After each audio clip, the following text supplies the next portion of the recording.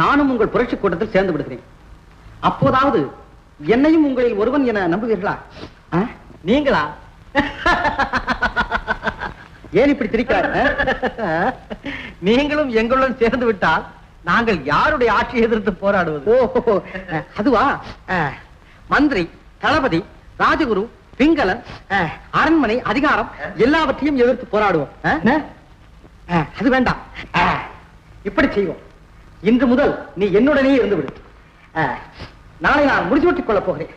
அதன் பிறகு என்னை யாரும் எதுவும் கேட்க முடியாது. நீ என்னென்ன சட்டங்கள் எழுதி தருகிறாயோ அதில் நானே கையெழுத்து போடுகிறேன். எப்படி மன்னா? நீங்கள் இவ்வளவு நல்லவரா? மன்னா, எங்கள் விருப்பம் உங்களாலே நிறைவேறும் என்றால் உங்கள் பாதத்தை எங்கள் தலைமையில் தாங்க தயாரா இருக்கிறோம். சரியான ஆளப்பாணி.